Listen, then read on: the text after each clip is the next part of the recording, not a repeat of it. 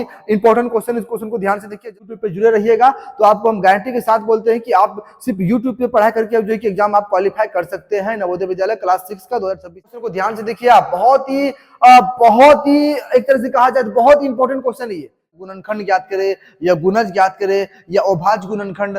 स्वागत करता हूं आपका अपना YouTube channel Eklavya academy KGP पे। आज जो है कि नवोदय विद्यालय क्लास 6 का बेसिक मैथ का भाग 3 लेकर के आए हैं, जिसका नाम है गुणनखंड एवं गुणज। ठीक है, यहाँ पे देख सकते हैं गुणनखंड एवं गुणज, इसके बारे में जानेंगे क्योंकि बहुत सारे स्टूडेंट इस तरह से जब क्वेश्चन आता है किसी का गुणनखंड ज्ञात करे या गुणज ज्ञात करे या अभाज्य गुणनखंड ज्ञात करे, तो इसमें बहुत सारे स्टूडेंट गलती कर देते हैं। तो आज इस टॉपिक को बहुत ही अच्छा से समझेंगे, बहुत ही लो प्रोसेस से समझना है, बहुत ही एक तरह से आपका कहा जाए तो नीचे से समझना है कि कैसे गुणनखंड क्या होता है, गुणज क्या होता है, ठीक है, अभाज्य गुणनखंड क्या होता है। ठीक है, इसको आज इस वीडियो को आप जब भी देखिएगा तो अंत तक देखना है, जो कि आपको काफी अच्छी तरह से समझ में आ जाए। फिर इसके बाद जब भी इस तरह क्वेश्चन है आपका गुणज या गुणनखंड का जब भी क्वेश्चन आए तो आपको बिल्कुल भी परेशानी। स्टार्ट करते हैं, इसके बारे में पहले बेसिक हम जान लेते हैं कि आखिर मेरा गुणनखंड होता क्या है। ठीक है, गुणनखंड होता क्या है पहले इसके बारे में जानते हैं। यहाँ पे ध्यान से देखिए कि गुणनखंड वे संख्याएं होती है जो किसी संख्या को बिना शेष बचाए पूरी तरह विभाजित कर सकती है। जैसे एग्जांपल इसका अभी हम बताएंगे, तो ये जो मेरा क्या है गुणनखंड, इसके बाद गुणांक भी है। जैसे एग्जांपल इसके आगे बढ़ेंगे तब आपको समझ में आएगा कि इसकी विशेषताएं क्या है। जैसे देखिए, किसी संख्या के गुणनखंड हमेशा उस संख्या से छोटा या बराबर होता है। देखिए गुणनखंड, यहाँ अभाज्य गुणनखंड नहीं, गुणनखंड है। जैसे कि आपसे पूछा जाएगा कि 4 का गुणनखंड क्या क्या है, तो देखिए 1 हो गया, 4 किससे किससे कटा वो आपको देखना है। तो 4 1 से कटा, फिर 2 से कटा, फिर किससे कट रहा है, 3 से नहीं 4 से कटेगा।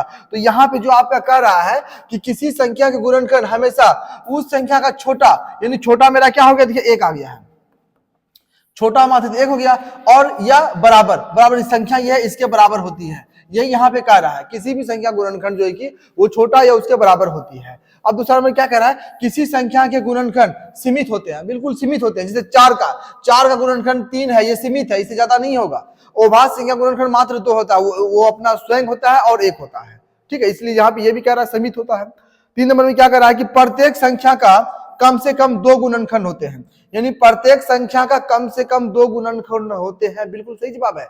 2 से अधिक जिसका भी गुणनखंड होगा वो आपका क्या भाज्य संख्या कहलाता है। आपको पता ही है वो भाज्य संख्या का फॉर्मूला होती है कि वैसा संख्या जिसका मात्र सिर्फ 2 गुणनखंड हो उसे अभाज्य संख्या कहते हैं, या फिर वैसी संख्या जो एक और अपने के अलावा किसी और संख्या से ना कटे उसको अभाज्य संख्या बोलते हैं। तो ये जो मेरा है गुणनखंड की विशेषता है। ठीक है, अब नेक्स्ट आते हैं गुणज। अब यहाँ पे हम गुणज के बारे में समझते हैं। गुणज ये बहुत ही इंपॉर्टेंट है और गुणज के बारे में यहाँ पे समझते हैं।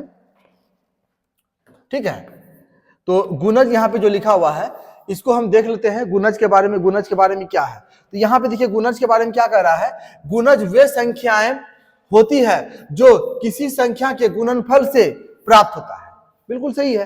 जैसे मान लीजिए 4, इसका निकालेंगे तो देखिए इसका अंत नहीं, इसका स्टार्ट 4 से होगा, तो इसको इस तरह से हम समझाने की कोशिश कर रहे हैं आपको। 4 गुना 1 बराबर 4 हो गया, 4 गुना 2 बराबर 8 हो गया, 4 तिया कितना हो जाएगा 12 हो गया। तो ये इसका लिमिट नहीं है, ये असंख्य है, जितना भी आ सकता है।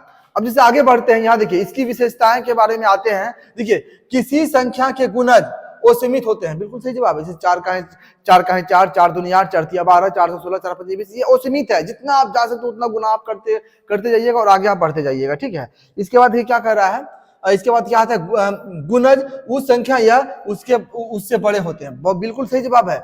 गुणज उस संख्या, यानी कि जैसे मान पूछेगा कि 4 का गुणज, तो 4 का गुणज पहले ये 4 का ही 4, मतलब पहले यही संख्या होता है पहले इसका, और अब जितना भी होगा गुणज इससे बड़ा होगा।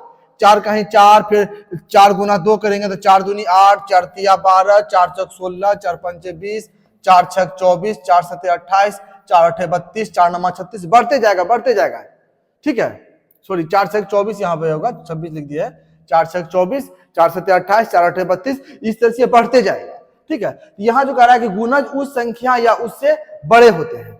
अब आगे क्या कह रहा है 3 नंबर में, देखिए ध्यान से, यहाँ पे गुणज को उस संख्या को किसी भी प्राकृतिक संख्या से 1 2 3 ... से गुना करने करके निकाला जा सकता है। बहुत सही जवाब है, यानी कि गुणज को जो उस संख्या को किसी भी संख्या से गुना करके निकालता है। 4 का 5वां गुणज क्या होगा? अगर आपसे इस तरह पूछा जाएगा कि 4 का 5वां गुणज क्या होगा, तो 4 गुना 5, 4 पंजे 20। अब पूछेगा 16 का तीसरा गुणज कितना है, तो 16 गुना 3, 16 3 48 हो जाएगा।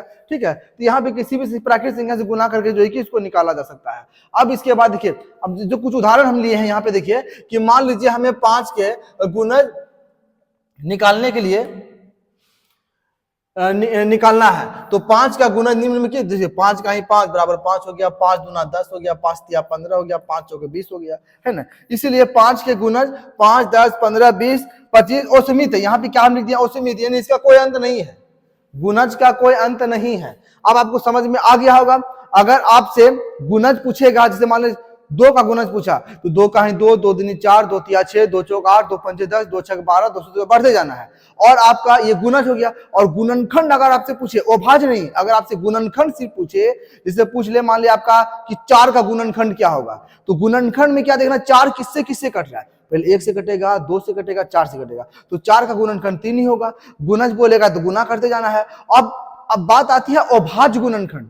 गुणनखंड और अभाज्य गुणनखंड दोनों मेरा क्या है, अलग अलग है। तो अभाज्य गुणनखंड के बारे में यहाँ पे आते हैं, देखिए अभाज्य गुणनखंड, ठीक है। इसमें क्या कर, देखिए किसी संख्या को अभाज्य संख्याओं के गुणनफल के रूप में लिखना है, इसी को हम लोग क्या अभाज्य गुणनखंड कहते हैं। जैसे देखिए 24 का अभाज्य गुणनखंड, यहाँ पहला क्वेश्चन है 24 का अभाज्य गुणनखंड। तो यहाँ पे देखिए 24 का जैसे हमको अभाज्य गुणनखंड निकालना है, तो इसको एलसीएम विधि से आप निकाल सकते हैं। ये 12 बार में हो गया, ये आपका 6 बार में हो गया, ये 2 आपका 3 बार में हो गया। यानी 24 का जो यहाँ पे अभाज्य गुणनखंड लिखा रहा है वो 2 गुना 2 गुना 2 गुना 3, देखिए 3 दूनी 14 12 दूनी 24, ये अभाज्य गुणनखंड हो गया। एक और एग्जाम्पल इसका है, यहाँ पे देखिए 24 के बाद 45, यानी 45 का अभाज्य गुणनखंड। तो 45 से क्या करना है, हमको यहाँ पे एलसीएम निकालना है।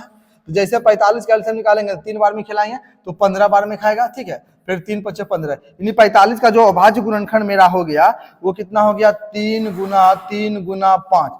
अब यहाँ पे ध्यान से देखिए, दोनों का जो हम गुणनखंड निकाले हैं यहाँ पे, इसका चाहे इसका, जिसका भी हम यहाँ पे गुणनखंड निकाले हैं, ये 2 गुना 2 गुना 2 गुना 3, यहाँ पे देखिए 3 गुना 5 है। तो यहाँ पे पूछा जा रहा था क्या, अभाज्य गुणनखंड। तो यहाँ ध्यान देखिए, जो भी इसका आंसर आया है, इसमें एक भी संख्या भाज्य संख्या नहीं होती है, इसी को हम लोग अभाज्य गुणनखंड बोलते हैं। इसमें देखिए 3 गुना 5, इसका ये भी एक खंड हो जाएगा। इसको अगर खंड करेंगे तो 9 गुना 5, तो 9 5 45, ये भी है, लेकिन ये गलत हो जाएगा क्योंकि ये देखिए एक भाज्य संख्या दिया गया है। तो अभाज्य गुणनखंड में अभाज्य ही रहना चाहिए, ठीक है। चलिए अब इसके बारे में कुछ क्वेश्चन लेकर के आए हैं, इसको हम लोग सॉल्व करते हैं। तो सबसे पहले हम, तो यहाँ पे हम देख लेते हैं 1 नंबर क्वेश्चन, ठीक है। यहाँ पे कुछ क्वेश्चन लेकर के आए हैं। 1 नंबर क्वेश्चन में क्या कर रहा है, 360 के अभाज्य गुणनखंड हैं, 360 के, यहाँ देखिए अभाज्य गुणनखंड है, यहाँ पे पूछा जा रहा है अभाज्य गुणनखंड है। तो जल्दी से, अगर आप लोग वीडियो देख रहे हैं तो जल्दी से इसके आंसर आप लोग मेरे बताने से पहले जल्दी से कमेंट कर लीजिए, ठीक है। बाद में हम सभी का देखेंगे। तो अभाज्य गुणनखंड हमको देखना है क्या है, देखिए इस सारे ऑप्शन को अगर ध्यान से देखते हैं तो सब में देखिए अभाज्य संख्या ही है।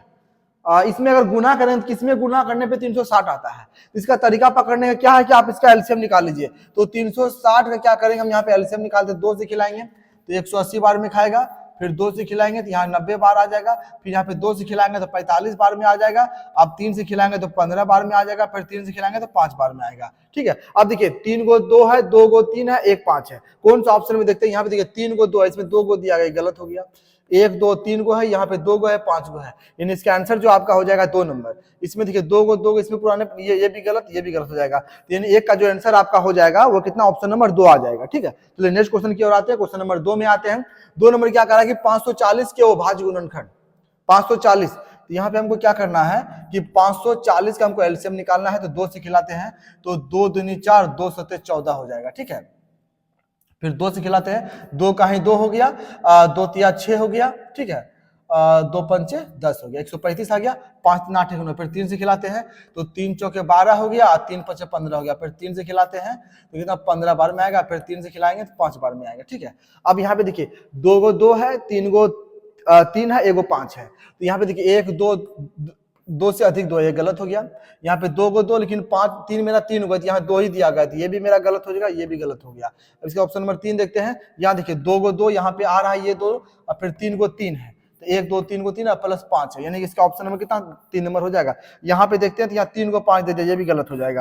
यानी 2 का जो आपका आंसर आ जाएगा वो कितना ऑप्शन नंबर 3 नंबर आ जाएगा। ठीक है, अब 3 नंबर में आते हैं। 9 के प्रथम 5 गुंजों का योग क्या होगा। यानी यहाँ पे जो कह रहा है कि 9 के प्रथम 5 गुंजों का योग, ध्यान दीजिए 9 के प्रथम 5 गुंजों का योग, तो 9 के प्रथम 5 गुंजों का योग जो हम निकालेंगे तो 9 को प्रथम 5 यानी 9 को हमको 5 बार पढ़ना। देखिए 9 का ही 9 हो गया, 9 दूनी 18, 9 तिया 27, 9 चौके 36 और 9 पचे 45। ठीक है, प्रथम ये सबको जोड़ते हैं तो मेरा कितना पूरा जाएगा, इस सबको जोड़ने पे 135 आ जाएगा। ठीक है, 135 आ रहा है तो 135 कौन सा ऑप्शन नंबर डी में दिया गया, D4, यानी इसका आंसर जो आपका हो जाएगा वो कितना हो जाएगा, D4 आ जाएगा। ठीक है, चलिए नेक्स्ट क्वेश्चन की ओर आते हैं और अगला क्वेश्चन देखते हैं, क्वेश्चन नंबर 4 में देखते हैं। 4 नंबर देखिए क्या क्या यहाँ पे कह रहा है। 4 नंबर जो क्वेश्चन कह रहा है आपका, यहाँ ध्यान से देखिए कि 65, 30 और 45 का सर्वनिष्ठ गुणनखंड कौन सा है। सर्वनिष्ठ, देखिए अगर आप लोग को इस क्वेश्चन को अगर समझ में नहीं आएगा, जब इसमें सर्वनिष्ठ पूछा गया है तो इसको ध्यान देना है। देखिए ऑप्शन के साथ आप इसका आंसर आराम से ला सकते हैं। जैसे क्या करना है, देखिए यहाँ पे ध्यान से कि कौन सा ऐसा चारों में से कौन सा ऐसा ऑप्शन है जो कि तीनों ये कट रहा होगा। देखिए ये 2 से तो 45 नहीं कटेगा, ये दोनों ये 65 45 नहीं, ये 30 कट जाएगा, दोनों नहीं कट, तीनों नहीं कट रहा है, ये गलत हो गया। 3 देखते हैं, 3 से देखिए 30 कट रहा है, 45 कट रहा है और 6 5 11, ये 3 से नहीं कटेगा, तो ये भी गलत हो गया। अब 5 देखते हैं, 5 से 65 कट रहा है, 5 से देखिए 30 कट रहा है और 5 से 45 कट रहा है। ये 9 से देखिए 45 कटेगा, लेकिन ये दोनों नहीं कटेगा, तो ये भी गलत हो जाएगा। तो सर्वनिष्ठ यानी दोनों में जो है इसका आप एक्सेप्ट करके भी निकाल सकते हैं। ठीक है, तो इसका आंसर जो 4 का हो जाएगा वो कितना 3 नंबर आ जाएगा। अब नेक्स्ट क्वेश्चन की ओर आते हैं, क्वेश्चन नंबर 5 में आते हैं। 5 नंबर क्वेश्चन क्या कह रहा है, यहाँ पे ध्यान से देखिए। 5 नंबर जो क्वेश्चन यहाँ पे कह रहा है कि 8 के 6 और 13वें गुंजों के मध्य अंतर कितना है। यानी यहाँ पे जो कह रहा है कि 8 के 6 यानी 8 के 6 और 13वें गुंजों के मध्य अंतर है, तो 8 के पहले यहाँ पे क्या बोला 6, तो 8 गुना 6 करना है। ठीक है, और 13 में 8 गुना 13 करना है, तो पहले दोनों गुना करिए, 8 6 48 हो गया और 13 गुना 8 कितना 104 हो जाएगा। दोनों के बीच में अंतर पूछ रहा है, क्या पूछ रहा है, अंतर, तो दोनों में हमको अंतर निकालना है। तो जैसे यहाँ पे अंतर निकालेंगे तो 104 और माइनस कितना 48, माइनस करते हैं तो 14 में से 8 गया, यहाँ पे 6 आ जाएगा, यहाँ पे 9 9 में से 4 गया 5, यानी 56 आ रहा है। 56 कौन सा ऑप्शन नंबर 2 में दिया गया है, तो 5 का आंसर जो आ जाएगा आपका बी नंबर आ जाएगा। ठीक है, चलिए नेक्स्ट क्वेश्चन, क्वेश्चन नंबर 6 में आते हैं और 6 नंबर क्वेश्चन को ध्यान से देखते हैं। यहाँ पे 6 नंबर क्वेश्चन क्या कह रहा है कि 15 के पहले और 11वें गुंजों के मध्य अंतर कितना है। वही क्वेश्चन सेम टू सेम है, यानी कि 15 के पहले और 15 के 11वें गुंजों का मध्य अंतर कितना है। तो 15 के पहले यानी कि 15 गुना 1 पहले हो गया, तो 15 का ही 15 हो गया। 15 के 11वें तो 15 गुना 11 करना है, 15 गुना जैसे 11 करेंगे तो ये कितना आ रहा है, 15 गुना 11 करके देख लीजिए कितना आता है। 15 गुना 11 करेंगे तो 15 का ही 15, 15 का ही 15, 5 यानी 165 आ रहा है, तो 165 आ गया। ठीक है, अब यहाँ पे कह रहा है कि ये जो संख्या आया है इन दोनों का अंतर, इन दोनों के अंतर कितना है, ये दोनों के बीच में अंतर कितना है वो आपको ढूंढना है। तो यहाँ पे 165 और माइनस कितना हो जाएगा 15 हो जाएगा। तो जैसे यहाँ पे माइनस करेंगे तो ये 5 में 5 गया 0 और यहाँ 6 में से 1 गया 5, यहाँ 1 यानी 150। 150 कौन सा ऑप्शन नंबर 4 में दिया गया है, यानी इसका आंसर जो आपका हो जाएगा वो कौन सा ऑप्शन नंबर 4 हो जाएगा। ठीक है, चलिए नेक्स्ट क्वेश्चन की ओर आते हैं, क्वेश्चन नंबर 7 में आते हैं। ध्यान से देखिए, ये भी क्वेश्चन बहुत ही आसान है, इसको ध्यान से देखिए क्वेश्चन में क्या कह रहा है। ये क्वेश्चन में क्या कह रहा है, 5 अंकों की छोटी से छोटी संख्या को अभाज्य गुणनखंड के रूप में व्यक्त करने पर प्राप्त होता है। बहुत ही इजी है, लग रहा होगा ये क्वेश्चन क्या दे दिया है, लेकिन आप ध्यान से देखिएगा ये क्वेश्चन बहुत ही आसान है। यहाँ पे जो आपका कह रहा है कि 5 अंकों की छोटी से छोटी संख्या, 5 अंकों की छोटी छोटी संख्या, तो 5 अंक छोटी संख्या में कितना हो जाएगा 1000, 1 2 17 सॉरी 10,000 हो जाएगा, 3 अंक 1000 हो जाएगा, तो 5 अंक बोला तो इतना। अब इसका एलसीएम निकाल देखिए, यहाँ पे भी आ रहा है 10 गुना 10 गुना 10 करेंगे तो इतना आ जाएगा, लेकिन यहाँ पे जो पूछा जा रहा है, क्या पूछा जा रहा है, देखिए यहाँ पे जा रहा है अभाज्य गुणनखंडों की संख्या, यानी जितना भी संख्या है सभी अवभाज्य आना चाहिए। तो कैसे हमको पकड़ना है, जल्दी से आप इसका एलसीएम निकाल दे, तुरंत इसका आ जाएगा। ये 2 से खिलाएंगे 2 पंचे 10, 000 आ जाएगा। फिर 2 से खिलाएंगे तो 2 दूनी 4 हो गया, 2 पंचे 10, 00 हो जाएगा। फिर 2 से खिलाते हैं, 2 का 2, 2 दूनी 4, 2 पंचे 10, 0 हो जाएगा। फिर यहाँ पे 2 से खिलाएंगे, 2 से खिलाएंगे 2 छके 12, 2 छके 12 हो गया, 2 दूनी 4, 2 पंचे 10। आप इसको चाहे तो 5 2 7 13, यानी 5 से खिलाइए, 5 का 5, 5 10 25 25। फिर इसको 5 से खिलाते 5 दूनी 10 25 25। फिर 5 से खिलाएंगे तो 25 25। अब ध्यान से देखिए, 4 गो 2 है और 4 गो 5 है। कौन सा ऑप्शन में, ध्यान से देखिए, यहाँ पे 25 लिखा हुआ है, ये तो गलत हो जाएगा। 1 2 3 4 को लिखेंगे, ये 5 3 को ही दिया हुआ है, ये भी गलत हो गया। अब 4 नंबर देखते हैं, 1 2 3 4, 1 2 3, इसको उल्टा के दे दिया है, लेकिन इसका आंसर जो आपका हो जाएगा वो कितना, D4 हो जाएगा। ठीक है, चलिए नेक्स्ट क्वेश्चन की ओर आते हैं। क्वेश्चन नंबर 8 में आते हैं और 8 नंबर क्वेश्चन को देखते हैं। निम्नलिखित में कौन सा 132 के गुणनखंड नहीं है। अब देखिए क्वेश्चन थोड़ा अलग टाइप का आ गया, ध्यान से देखिए इस क्वेश्चन को। यहाँ पे जो कह रहा है कि निम्नलिखित में कौन सा 132 का गुणनखंड नहीं है, ऐसा क्वेश्चन जब भी आए ना तो जो भी ऑप्शन दिया गया ऑप्शन में आप उसको कटा के देखिए, किससे किससे कट रहा है और किससे नहीं कटता होगा। नहीं है मतलब एक उससे नहीं कटता होगा, बाकी 3 को कटता होगा, ये देखना है। तो 132 यहाँ पे दिया हुआ है, देखिए 3 2 5 1 6, 6 यानी 3 से कट रहा है। 4 से देख लेते हैं, 4 तिया 12, 4 तिया, ये 4 से भी कट रहा है, 6 से भी कट रहा है। तो किससे नहीं कट रहा है, 8 से नहीं कटेगा, ये 8 से नहीं कटेगा। तो इसका आंसर जो आपका हो जाएगा कितना, वो D4 इसका आंसर हो जाएगा। बहुत ही आसान था ना। चलिए नेक्स्ट क्वेश्चन, क्वेश्चन नंबर 9 में आते हैं। 9 नंबर देखिए क्वेश्चन क्या कर रहा है कि निम्नलिखित में से कौन सी संख्या 3 8 6 तथा 7 से विभाजित है। ऐसा क्वेश्चन को दिमाग में रखिए कैसे बनाना है, इस तरह क्वेश्चन आएगा। ये भी क्वेश्चन बहुत ही इजी प्रोसेस से है, आप एक बार में इसको बना लीजिएगा। ध्यान देखिए क्वेश्चन क्या कर रहा है यहाँ पे कि निम्नलिखित में से कौन सी संख्या 3 8 6 तथा 7 से विभाजित है। बहुत ही इजी है। तो यहाँ पे क्या करना है, बहुत ही इजी है। यहाँ पे देखिए 3 हो गया, 8 हो गया और कितना है, 6 है और 7 है। इसे क्या करना है, आपको एलसीएम निकालना है। तो जैसे आप इसका एलसीएम निकालेंगे, 3 से खिलाए, 2 से भी मेरा खा जाएगा, तो 2 से खिलाते हैं, ये 3 नहीं खाएगा, तो 2 चौके 8, 2 तिया 6 और 7। अब देखिए इसको 3 से खिलाते हैं, 1 4 3 का 3 7। अब इसको गुना करते हैं तो 7 चौक कितना हो गया, 28, 28 दूनी कितना हो गया, 56, और 56 गुना 3 करते हैं तो 6 तिया 18 खड़ा बचाएगा, 5 तिया 15 116, 168। 168 कौन सा, ऑप्शन नंबर सी में आ रहा है। इसका आंसर जो आपका हो जाएगा वो कितना, सी नंबर आ जाएगा। ठीक है, 9 के बाद 10 नंबर क्वेश्चन में आते हैं और 10 नंबर क्वेश्चन क्या कर रहा है कि 60 के गुणनखंडों की कुल संख्या कितनी है। यहां ध्यान से देखिए, 60 के गुणनखंडों की कुल संख्या कितनी है। यहाँ पे अगर अभाज्य गुणनखंड पूछता तब इसका एलसीएम निकाल के बोलते। यहाँ पे सिर्फ अभाज्य नहीं बल्कि सिर्फ गुणनखंड लिखा हुआ है, गुणनखंड, यानी कि 60 मेरा किससे किससे कट रहा है उसका टोटल संख्या को लिखना है। तो यहाँ पे देखिए हम 60 है तो 60 देखिए किससे किससे कटेगा, ध्यान से देखिए, 1 के पहाड़ा से कट जाएगा, चलो ठीक है, 2 से भी कटेगा, 1 2 से कटा तो ये 3 से भी कट रहा है, 4 से कटेगा, ठीक है, 15 चौके 60, 4 के बाद देखिए 5 से भी कट रहा है, और जो 2 और 3 से कट गया वो 6 से कट जाएगा। ठीक है, 6 के बाद 7 से नहीं कटेगा, 8 से भी नहीं कटेगा, 8 से 48 नहीं कटेगा, 9 से भी नहीं कटेगा, फिर 10 से आपका कटेगा, 10 के बाद कितना, 12 से, 12 बाद कितना आ जाएगा, 15 से कटेगा। ठीक है, 15 के बाद कितना से आ जाएगा, 20 से, 15 के बाद डायरेक्ट 20 से आ जाएगा, 20 के बाद आपका 30 से, 30 के बाद 60 से। तो टोटल कितना संख्या, वो ध्यान से देखिए कितना संख्या है, वो हो गया 1 2 3 4 5 6 7 8 9 10 11 12 संख्या है। तो 12 कौन सा, ऑप्शन नंबर 4 में दिया गया, तो इसका आंसर 4 नंबर हो जाएगा। तो बहुत सारे स्टूडेंट पता है इस क्वेश्चन में क्या करता है, वैसा शायद ऑप्शन नहीं दिया होगा, लेकिन बहुत सारे स्टूडेंट क्या करता है कि गुणनखंड पूछ दिया तो वो अभाज्य पढ़ने के लिए भूल जाता है कि अभाज्य, वो सोचता है अभाज्य गुणनखंड पूछ रहा है, तो वो क्या करता है कि 60 का वो एलसीएम निकाल लेता है। तो 60 का निकालेंगे कितना आएगा, यहाँ पे देखिए 30 आ गया, फिर उसको निकालते 2 से या 15 आ गया, फिर उसको 5 से निकालेंगे तो 5 या 15, यानी 1 2 3 4 संख्या है। तो 4 ऐसा ऑप्शन में नहीं दिया हुआ है, लेकिन एग्जाम में अगर आएगा तो मान लीजिए यहाँ पे इसको हटा के यहाँ पे 4 दे देगा आपका ऑप्शन को। तो बहुत सारे स्टूडेंट यहाँ पे फंस जाता है कि एलसीएम निकाल करके, लेकिन आपको इसमें बिल्कुल भी नहीं फंसना। ध्यान रखिए कि जब गुणज पूछेगा तो हमको गुना करते जाना है। जैसे मान लीजिए 2 का गुणज बोलेगा तो 2 का है 2, 2 दूनी 4, 2 तिया 6, 2 चौक 8, 2 पंचे 10। ठीक है, और जब आपका गुणनखंड पूछेगा, सिर्फ गुणनखंड रहेगा, तो आपको ये देखना है कि वो संख्या जो है कि किससे किससे कट रहा है वो लिखना है, और अभाज्य गुणनखंड पूछेगा तो एलसीएम करके बना देना है। ठीक है, चलिए नेक्स्ट क्वेश्चन की ओर आते हैं। क्वेश्चन नंबर 11 में आते हैं।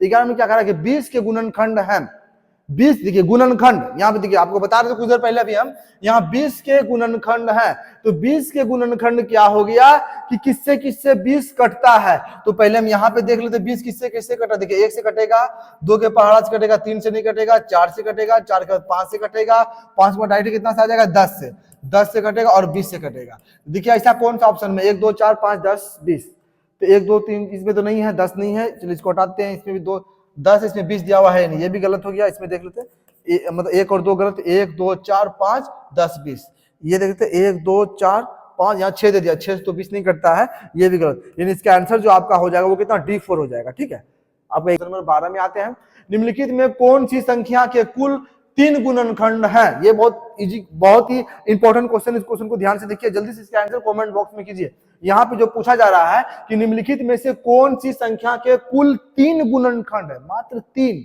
गुणनखंड में किससे किससे कट रहा है वो आपको देखना है। 3 गुणनखंड किसका किसका है, जल्दी से आप लोग जवाब दीजिए इसका।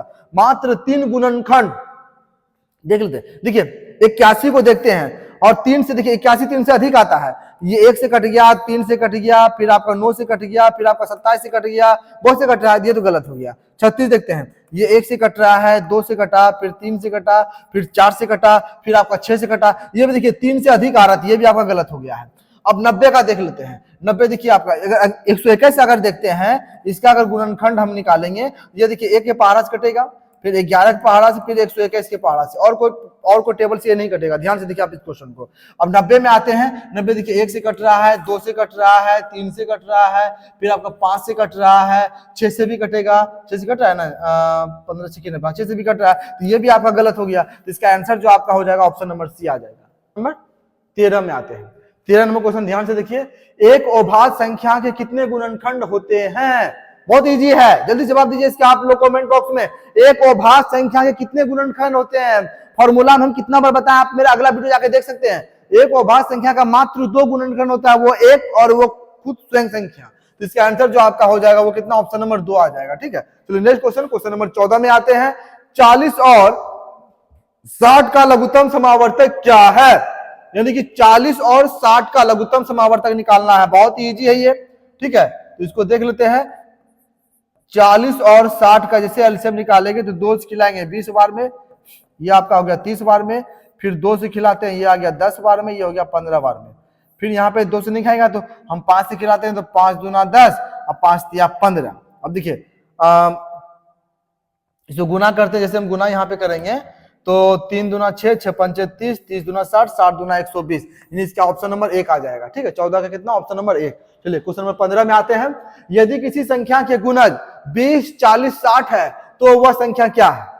बहुत ही आसान क्वेश्चन है, लेकिन बहुत ही टफ क्वेश्चन है, बहुत ही एक तरह से, और मतलब बहुत स्टूडेंट इस क्वेश्चन में गलती कर सकते हैं, लेकिन आप अगर ध्यान से अगर फॉर्मूला को समझ लिए होंगे, गुणज क्या है, गुणनखंड क्या है, अभाज्य गुणनखंड क्या है, तो आपके लिए ये क्वेश्चन बहुत ही आसान है। और जल्दी से आप लोग इसका जवाब दीजिए। यहाँ पे देखो क्वेश्चन क्या कह रहा है, यहाँ क्वेश्चन कह रहा है कि यदि किसी संख्या के गुणज 20 40 60 तो वह संख्या क्या होगी। अब बता रहे क्या पूछा जा रहा है, गुणज पूछा जा रहा है। तो यहाँ गुणज क्या बताएं कि सबसे छोटी संख्या वो खुद होती है जिसका गुणज कहा जाता है। तो यहाँ पे 20 स्टार्ट है, तो ये इसका हो गया 20 इकाई कितना हो जाएगा 20, तो 20 गुना 2, 20 दूनी 40, 20 तिया कितना हो जाएगा 60, 20 सौ के 80, 20 पंचे 100, तो वो संख्या क्या खुद 20 हो जाएगा वह संख्या। तो इसका आंसर जो आप 15 का हो जाएगा वो ऑप्शन नंबर 2 आ जाएगा। ठीक है, 2 नंबर इसका आंसर होगा। चलो नेक्स्ट क्वेश्चन, क्वेश्चन नंबर 16 में आते हैं। 144 का तीसरा गुणज क्या है। 144 का तीसरा गुणज तो बहुत ही इजी है, इसमें हमको क्या करना है, 144 गुना 3 कर देंगे तीसरा गुणज, तो 4 तिया 12 2 बचाए, 4 तिया 12 13 3 बचाए, 3 का 3 1 4, यानी 432, ऑप्शन नंबर बी नंबर हो जाएगा इसका। ठीक है, चलिए नेक्स्ट क्वेश्चन, क्वेश्चन नंबर 16 के बाद 17 नंबर में आते हैं। किसी संख्या के गुणनखंड 1 2 4 8 16, यहाँ पे 116, यहाँ 16 सिर्फ है, 8 16, तो वह संख्या क्या होगी। ध्यान से देखिए, बहुत ही अच्छा क्वेश्चन है ये भी क्वेश्चन, मतलब स्टूडेंट जल्दीबाजी में गलती कर सकते हैं। किसी संख्या के गुणनखंड, अभाज्य नहीं, गुणनखंड जो है कि 1 है 2 है 4 है 8 है 16 है, तो वह संख्या क्या है, बहुत इजी है, गुणनखंड बताए हैं। गुणनखंड वो संख्या का सबसे छोटा तो 1 होगा, लेकिन सबसे बड़ा जो गुणनखंड आता है वो संख्या खुद रहता है। तो यहाँ पे सबसे बड़ा क्या दिया गया, 16, इसके आंसर 16 हो जाएगा, इसके आंसर सी नंबर हो जाएगा। क्योंकि देखिए 16 का जैसे गुणनखंड निकालेंगे तो वो 1 से कटेगा, 2 से कट रहा है, 4 से कट रहा है, 4 के बाद 8 से कटेगा, 8 से 16 से कटेगा, तो 16 का वो संख्या खुद है ना, यहाँ गुणनखंड पूछा जा रहा है ना हमसे, तो गुणनखंड पूछा, ये संख्या का गुणनखंड खुद ये संख्या है, ठीक है। इसके आंसर जो आपका हो जाएगा वो ऑप्शन नंबर सी आ जाएगा 17 का, ठीक है। 17 के बाद क्वेश्चन नंबर 18 में आते हैं। 98 क्वेश्चन को देखिए ध्यान से, 98 क्वेश्चन क्या कर रहा है। 98 क्वेश्चन को इसे यहाँ पे निकालते हैं महत्तम समावर्तक, कितना है 64 है और कितना आपका 96 है, ये ना, ये दोनों का जैसे महत्तम समावर्तक निकालेंगे तो महत्तम समावर्तक में देखिए यहाँ पे कितना बार में एक बार में खाएगा, एक बार में खाएगा 64 का 64 आ जाएगा, ठीक है। तो यहाँ पर कितना बच गया, 2 बच गया, यहाँ पे कितना आ गया, 3 आ गया ना, 3 आ गया। अब यहाँ पे 64 उतर जाएगा तो 32 दूना कितना आ गया, 64 आ गया। तो ये देखिए कितना से कट रहा है, 32 से, यानी इसका एलसीएम जो आपका हो, इसका एचसीएफ जो आपका हो जाएगा 32। 32 कौन सा, ऑप्शन नंबर बी में दिया गया है, तो 18 का आंसर जो आपका बी नंबर हो जाएगा, ठीक है। चलिए क्वेश्चन नंबर 19 में आते हैं। किसी संख्या के गुणनखंड 1 2 3 6 है, वह संख्या का चौथा गुणज क्या होगा। देखिए ये क्वेश्चन बहुत ही वीवीआई है, बहुत ही इंपॉर्टेंट है।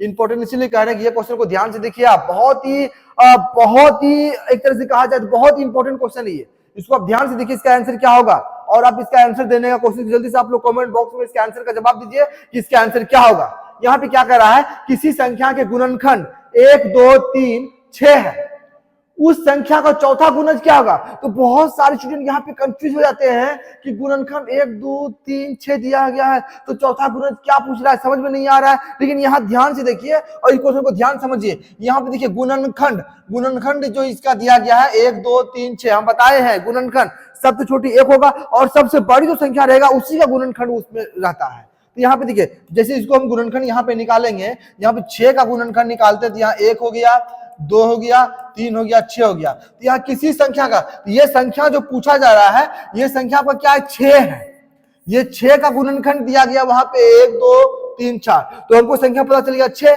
तो 6 का चौथा गुणज पूछ रहा है, तो 6 गुना 4, तो 6 चौ कितना हो जाएगा 24। तो 24 कौन सा नंबर में दिया गया, ऑप्शन नंबर बी में दिया गया, जिसका सी नंबर में दिया गया, इसका आंसर जो आपका हो जाएगा वो सी नंबर हो जाएगा, ठीक है। बहुत ही इंपॉर्टेंट क्वेश्चन था ये, ठीक है। 19 के बाद 20 नंबर क्वेश्चन में आते हैं। 20 नंबर क्वेश्चन को ध्यान से देखिए। 50 का सबसे छोटा अभाज्य गुणनखंड कौन सा है, बहुत ही इजी है। 50 का सबसे छोटा अभाज्य गुणनखंड कौन सा है, देख लीजिए, बहुत ही आसान क्वेश्चन है ये, ठीक है। अभाज्य गुणनखंड सबसे छोटा आपका कितना, इसका आंसर 2 हो जाएगा।